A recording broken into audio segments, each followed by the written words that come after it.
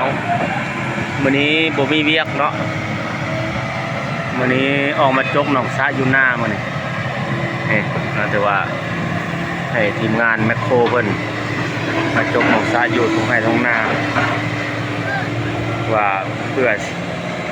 สิเลี้ยงปลาหรือว่ากักขังน้ำไว้เนาะเก็บชลประทานเล็กๆน้อยๆนี่นะนี่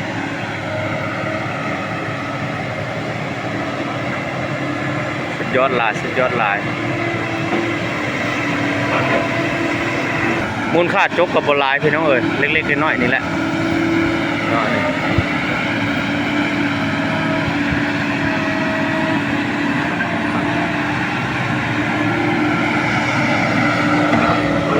วิวดีเลยตรงหน้าวิวมีภูเขาอ้อมเลย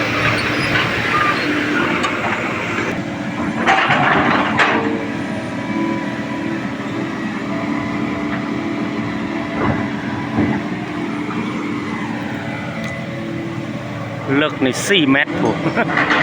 ทางเลิกวันเอาเลิกรถป่าจะตาย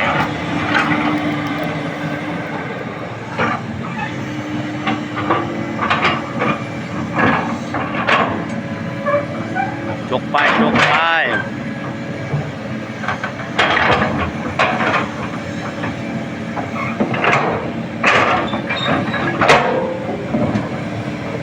จัดไปว้า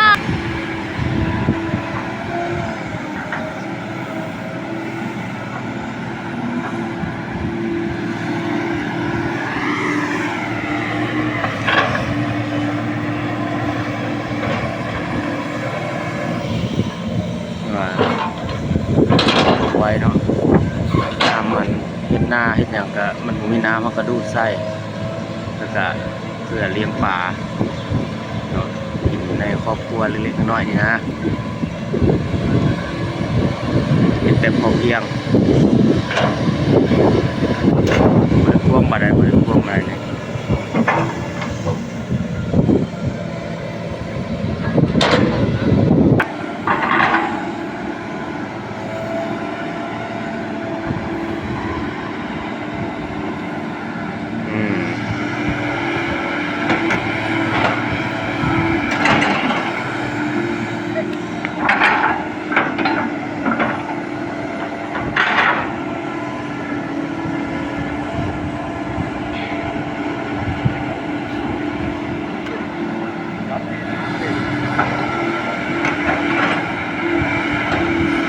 มาชมวิวด้านนี้มันจะ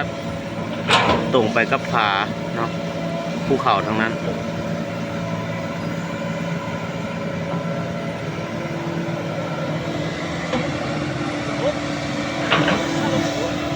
ครบบ่โอ้ยสบายแล้วจ้ะ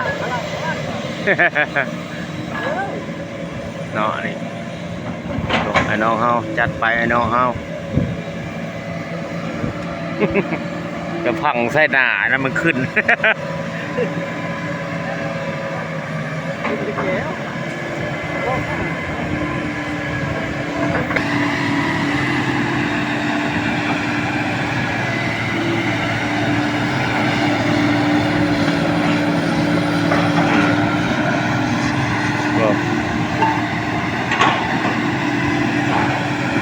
ี่ก็บ่มีหนองสระได้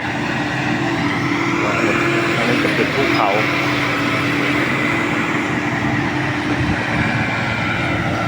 อ้อมๆเลยเนี่ย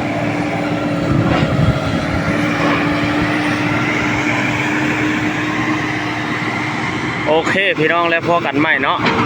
คลิปหน้าฝากติดตามกดไลค์กดแชร์หน่อยด้วยพี่น้องเด้อบ๊ายบาย